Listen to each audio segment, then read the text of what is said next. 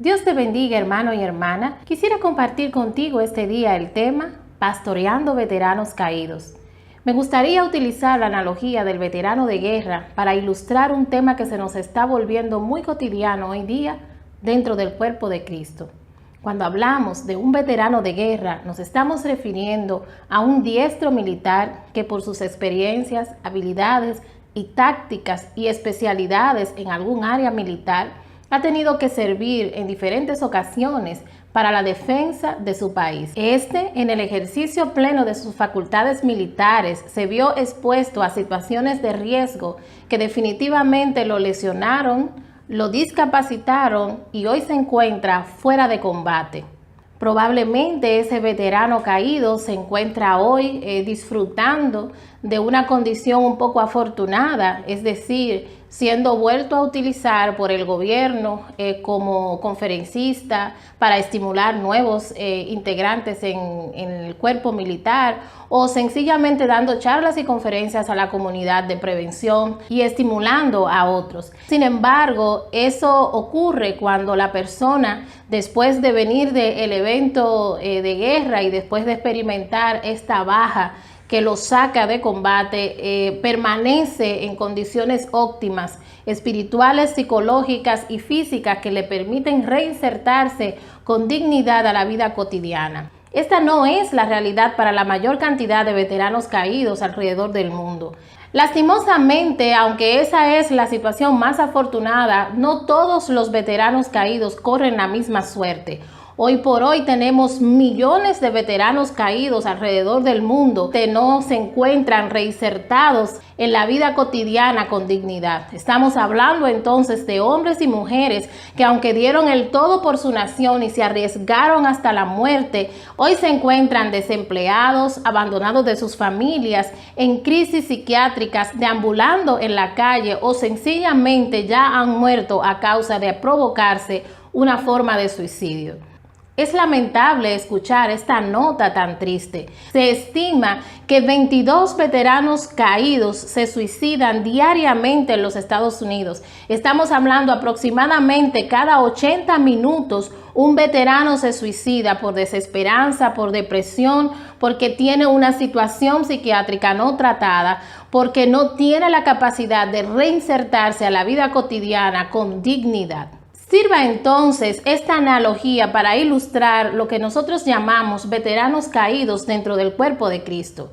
¿Quiénes son esos veteranos caídos? Son hombres y mujeres que, además de aceptar al Señor Jesús como su Señor y Salvador, decidieron ir un poco más allá y asumieron el compromiso de servir en la obra del ministerio eclesial. Estamos hablando hombres y mujeres que se arriesgaron sus vidas y que entregaron el todo por el todo para servir desde la plataforma ministerial. Estamos hablando de pastores, de evangelistas, de obreros, estamos hablando de maestros, de educadores o sencillamente adoradores y hombres servidores en cualquier forma de ministerio eclesial.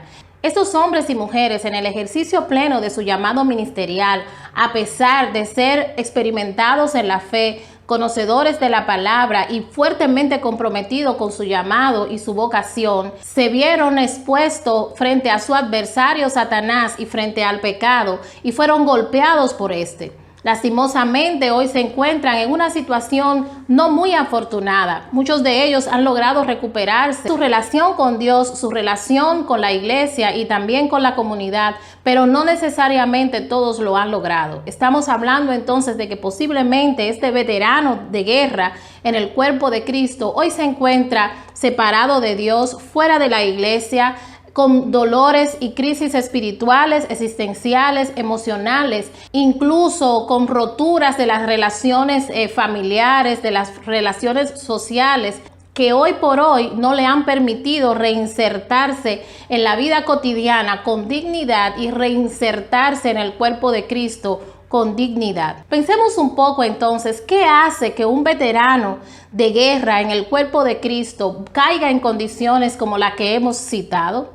Tienen que pasar algunas cosas. Lo primero que quiero decirles es que Dios nunca planea que sus hijos, ya sea que sean laicos o que tengan alguna participación activa en el ministerio, caigan en condiciones pecaminosas. Él deposita sobre sus hijos la condición de santidad precisamente para que puedan mantenerse puros e íntegros, para que puedan conservar su salvación y su comunión con Él, y puros e íntegros para que puedan servir con integridad desde el llamado que se les ha hecho. Reiteramos la pregunta: ¿qué hace entonces a un experimentado en la fe, comprometida con el llamado ministerial, caer en actos de pecado? Quiero citar el primer aspecto. Recordemos que la palabra dice: yo soy la vid verdadera y ustedes son los pámpanos. El que permanece en mí, este lleva muchos frutos, porque separado de mí nada podemos hacer. Estamos diciendo entonces, cuando un veterano de guerra en el cuerpo de Cristo cae, la primera situación que nos lleva a pensar que ocurrió en su vida, que lo hizo llegar a este punto, es que hubo una rotura de su relación de intimidad y de su comunión con Dios. Cuando el hombre se separa de Dios, cuando el hombre pierde el hábito o los hábitos espirituales, las disciplinas espirituales, cuando pierde la conexión espiritual con su Dios, por más información que tenga, por más vocación que tenga, por más experiencia en el servicio ministerial que tenga y por más conocimiento que tenga de la palabra, si se separa de Dios, no tendrá la facultad espiritual para mantenerse firme, íntegro y estable delante de Dios y frente al servicio que ha sido llamado a ejercer. ¿Qué estamos diciendo entonces? Recordemos la palabra. Jesús mismo dijo: velen y oren para que no entren en tentación. ¿Por qué? Porque ciertamente el espíritu siempre está dispuesto, mas la carne es débil.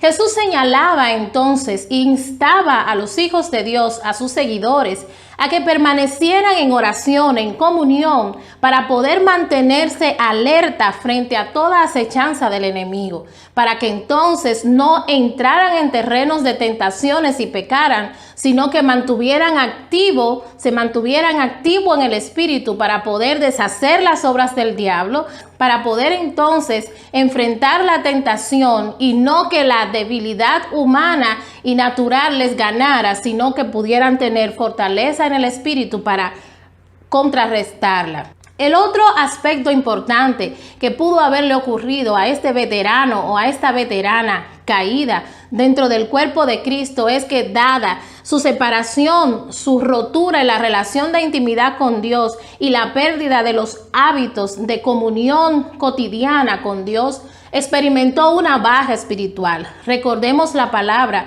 que hemos sido llamados a ser seres espirituales. Recordemos también que la palabra cita que lo espiritual no se sujeta a lo carnal, ni tampoco no puede machar lo espiritual a lo carnal. Y siempre la palabra nos ha instado a que desechemos las obras de la carne y mantengamos una postura de una espiritualidad firme. Cuando hablamos de un hombre espiritual, de una mujer espiritual, no estamos hablando de una persona ritualista, que es hábil en hacer rituales, ayunos, oraciones. No, estamos hablando de un hombre y una mujer que a través de la influencia del Espíritu Santo y a través de mantenerse sometido, cumpliendo los mandamientos, preceptos establecidos por Dios en su palabra, ha logrado mantenerse fuera del pecado sin tocar las obras de la carne. Estamos hablando entonces que un hombre espiritual es un hombre que ha podido superar la barrera del pecado y mantenerse íntegro y puro delante de Dios. Si la persona experimenta una baja espiritual, tocará nuevamente el pecado. Revisitará entonces obras de la carne y aspectos del viejo hombre que lo colocarán en un terreno de riesgo y de vulnerabilidad frente al pecado. Un tercer aspecto sumamente importante que coloca a un hijo de Dios fuera del terreno de combate y que lo separa de su relación de intimidad con Dios y que no lo califica para mantenerse íntegro en el servicio que ha sido llamado a ejercer es la pérdida de la sensibilidad frente al pecado. Recordemos algo: si nos separamos de Dios y no tenemos comunión con Él, experimentamos una baja espiritual. Revisitamos entonces actos del viejo hombre y participamos nuevamente en obras de la carne que se constituyen en obras de pecado. ¿Qué significa entonces perder la sensibilidad frente al pecado? Estamos hablando entonces de un hombre y una mujer que, a pesar de tener conocimiento de la palabra, que a pesar de tener experiencia en la fe y tener un fuerte compromiso en el ministerio, esta persona entonces ha perdido el espíritu de convicción y el espíritu de contrición. ¿Qué representa esto? Si podemos recordar, el Espíritu Santo es el miembro de la deidad que se ocupa de ministrar el espíritu de convicción a los hombres. Este es el que convence a los hombres de pecar delante de Dios. Este es el que reprende el corazón del hombre y le ministra como una especie de susto y de advertencia cada vez que el hombre peca. Este espíritu de convicción entonces coloca al hombre en un nuevo escenario que produce entonces la contrición. ¿Qué es la contrición? Es la tristeza que el hombre puede experimentar cada vez que le falla a Dios. Es esa pena, es esa angustia, es esa vergüenza, es esa sensación de sentirnos mal frente a Dios por el pecado que hemos cometido, ya sea que sea público o no. Cuando experimentamos esta contrición, esta tristeza, eso es entonces lo que nos lleva a venir ante el Señor y humillarnos y reconocer que le hemos fallado. Cuando el hombre pierde esa capacidad de saber y reconocer cuando peca, que lo está haciendo mal, pierde la capacidad de entristecerse cuando peca, entonces estamos diciendo que ha perdido la sensibilidad frente al pecado. Un hijo de Dios puede llegar a perder la sensibilidad frente al pecado de la noche a la mañana.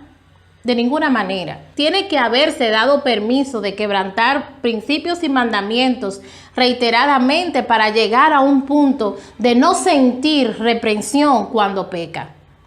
Ahora bien, otro aspecto que pudo haberle ocurrido a ese veterano o veterana de guerra es un exceso de confianza. Por más habilidad, conocimiento y experiencia que nosotros tenemos que confiar en la facultad que solo nos da Dios para mantenernos firmes delante de su presencia y firme en el propósito que Él nos ha asignado.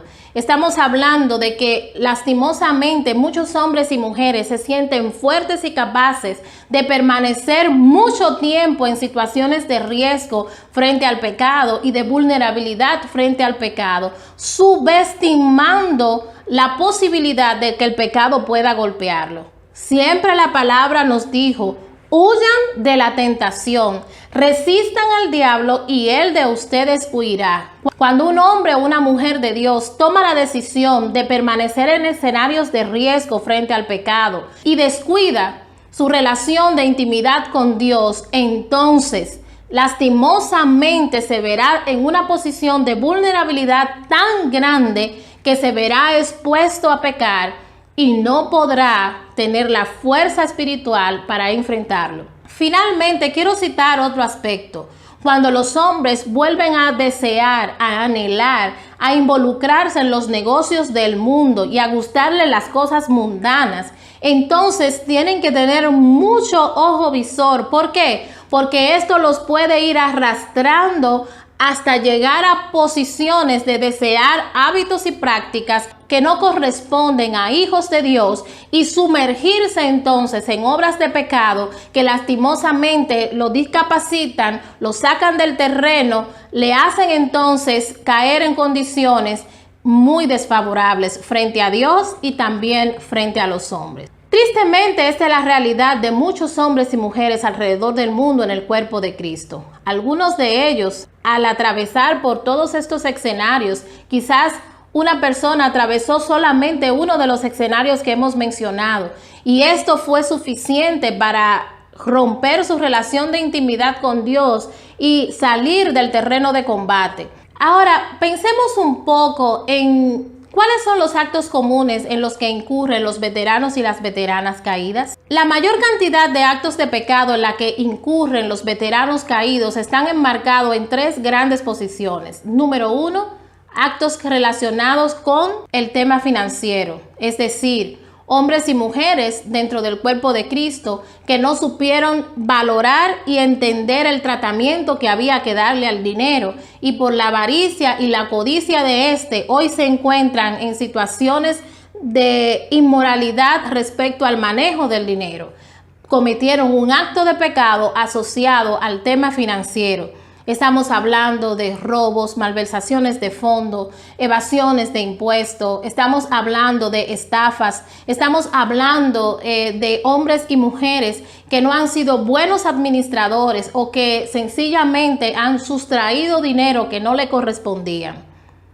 El otro aspecto está relacionado con los asuntos pasionales y sexuales. Estamos hablando que la mayor cantidad de los veteranos y veteranas caídas atraviesan situaciones como fornicación, adulterio, actos de pornografía, incestos, violaciones. Estamos hablando de que, dada la condición espiritual, toda esa concupiscencia y la lascivia ha vuelto a tomar posición de su mente y de su corazón e incurren entonces en estos actos de concupiscencia y de inmoralidad sexual. Además, están los relacionados con el poder. Hay una cosa importante: cuando un hijo de Dios entra en su pico de realización ministerial, se vuelve famoso y también poderoso. ¿Por qué? Porque tiene adeptos y tiene toda una plataforma que Dios ha dispuesto para servir, para tener mayor alcance en el trabajo que Dios le ha asignado. Sin embargo, cuando la persona se llena de egocentrismo, cuando la persona se separa del Señor, entonces entra en su corazón el mayor concepto de sí mismo, más que el que debe tener, y entonces, en vez de utilizar la plataforma del poder y de la fama como una plataforma de servicio para alcanzar a más personas, la utiliza como una red y una plataforma de oprimir, de sacar ventaja, de lucrarse o sencillamente para manipular.